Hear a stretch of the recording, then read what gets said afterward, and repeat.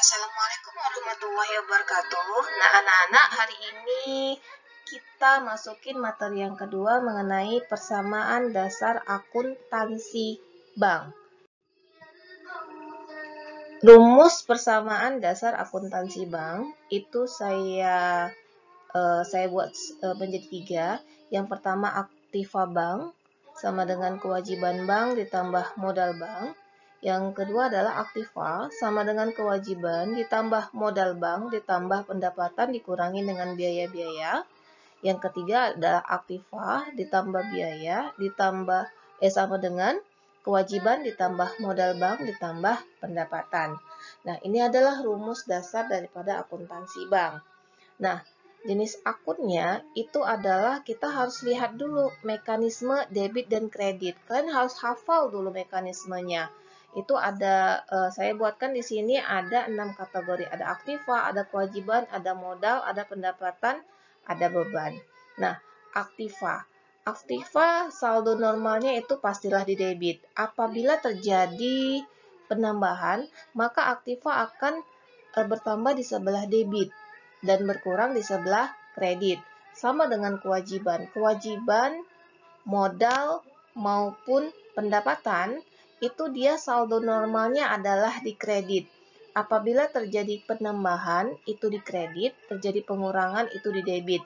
Beban, itu saldo normalnya di debit, apabila terjadi penambahan di debit, pengurangan di kredit. Inilah salah satu mekanisme debit dan kredit yang harus pertama kali kalian yakinin dan kalian pahamin.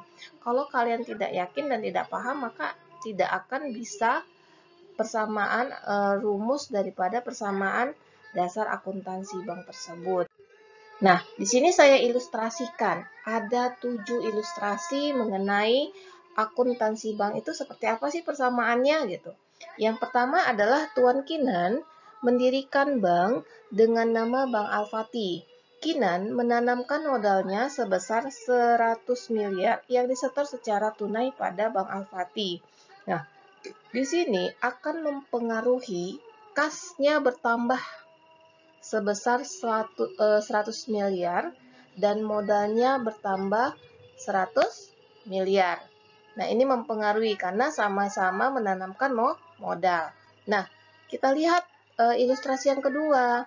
Untuk memperlancar operasi bank, Bank Al-Fatih membeli kendaraan sebesar 400 juta secara tunai. Nah, kalau seandainya kita membeli kendaraan, apa yang menguranginya? Menguranginya itu pasti uang kas kan? Maka persamaan dasar akuntansinya itu adalah kasnya berkurang 400 juta dan apa yang bertambah tadi kan membeli kendaraan. Ini kita ilustrasikan mobil. Mobilnya bertambah 400 juta. Oke. Nah, ilustrasi yang ketiga. Diterima tunai untuk pembukaan rekening tabungan atas nama Anita 100 juta. Kalau kita menerima uang tunai, itu otomatis akan menambah uang kas. Dan yang bertambah apa lagi? Pastilah tabungan. Berarti kasnya bertambah 100 juta, tabungan juga bertambah 100 juta. Oke, kita masuk ilustrasi yang keempat. Diterima tunai 500 juta untuk pembukaan rekening deposito berjangka atas nama Kenji.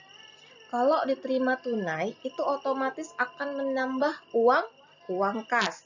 Berarti kasnya bertambah 500 juta, deposito bertambah 500 juta.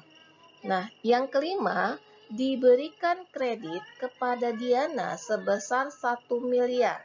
Hari ini direalisasikan dan langsung dikreditkan ke rekening giro Diana sebesar 900 juta. Itu rekening gironya ya, 900 juta, terus tunainya 100 juta. Jadi, kredit yang diberikan itu sebesar berapa? 1 miliar. Ya, kredit yang diberikan.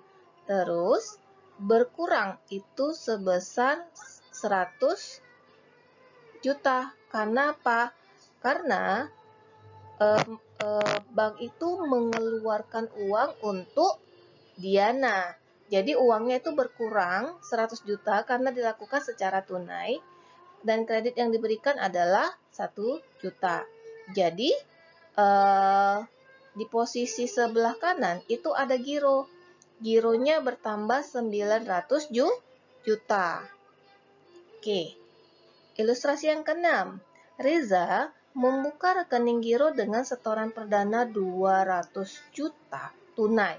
Kalau tunai berarti akan menambah uang kas 200 juta. Dan giro juga bertambah 200 juta. Ilustrasi yang ketujuh, Lestari menarik tabungan senilai 10 juta. Kalau menarik tabungan, otomatis uang kas bank tersebut berkurang. Berarti uang kas 10 juta itu berkurang dan tabungan 10 juta berkurang. Nah, inilah posisi atau ilustrasi dari rumus persamaan dasar akuntansi. Oke, ada pertanyaan? Jika tidak ada pertanyaan, maka bisa kamu hubungin saya untuk ilustrasi persamaan dasar akuntansi bank tersebut. Oke, kita lanjut.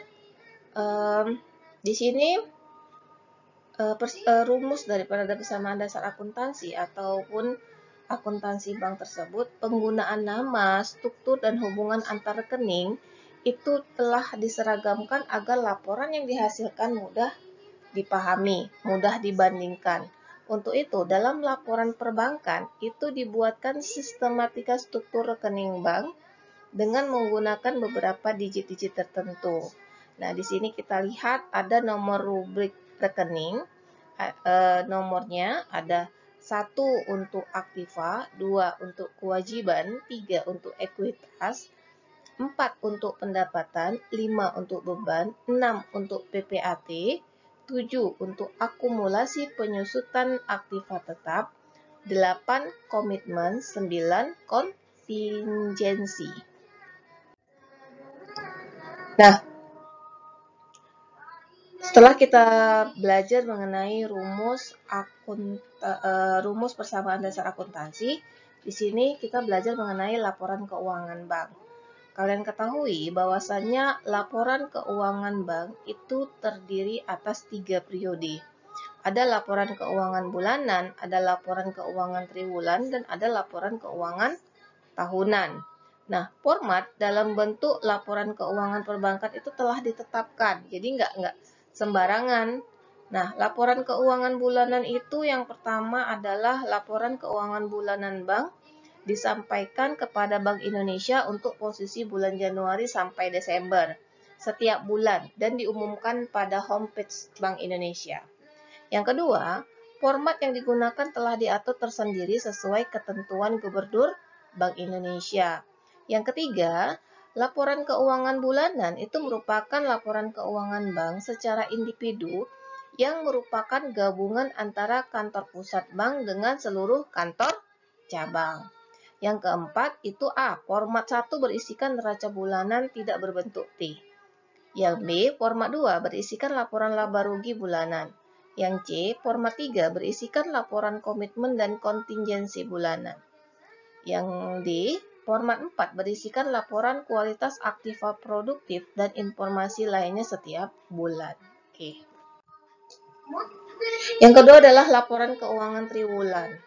Itu ada 4 kategori. Yang pertama, laporan keuangan triwulan bank disampaikan kepada Bank Indonesia untuk posisi akhir Maret, Juni, September, dan Desember selain diumumkan pada homepage Bank Indonesia juga diumumkan pada surat kabar. Yang kedua adalah format yang digunakan telah diatur tersendiri sesuai ketentuan Gubernur Bank Indonesia. Yang ketiga, laporan keuangan triwulan merupakan laporan keuangan bank secara individu yang merupakan gabungan antara kantor pusat bank dengan seluruh kantor cabang.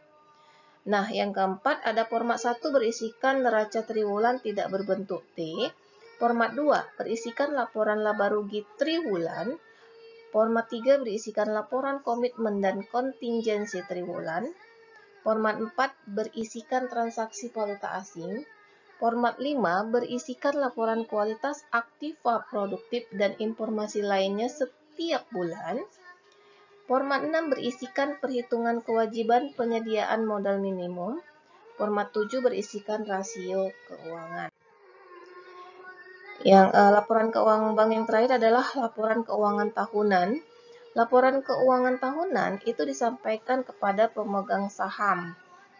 Bank Indonesia dan lembaga lain itu berkepentingan seperti YLKI, lembaga pemerintah lain, asosiasi perbankan, Institut Bankir Indonesia, lembaga penelitian bidang ekonomi. Selain diumumkan pada homepage Bank Indonesia, juga diumumkan pada surat kabar. Yang kedua adalah format yang digunakan telah diatur tersendiri sesuai ketentuan Gubernur Bank Indonesia. Laporan keuangan triwulan merupakan laporan keuangan bank secara individu yang merupakan gabungan antara kantor pusat bank dengan seluruh kantor cabang. Nah, inilah dia laporan-laporan keuangan yang harus kalian ketahui. Ada format 1 berisikan neraca tahunan, ada format 2 berisikan laporan laba rugi, format 3 berisikan laporan komitmen dan kontingensi, format 4 berisikan transaksi falas, format 5 berisikan laporan kualitas aktiva produktif, format 6 berisikan perhitungan kewajiban penyediaan modal minimum, format 7 berisikan rasio keuangan, format 8 berisikan laporan pemilik dan pengurus bank. Nah, yang terakhir adalah laporan keuangan tahunan bank. Harus diikuti opini dari akuntan publik. Oke, cukup sekian dan terima kasih materi kita pada hari ini mengenai persamaan dasar akuntansi bank. Oke, Assalamualaikum warahmatullahi wabarakatuh.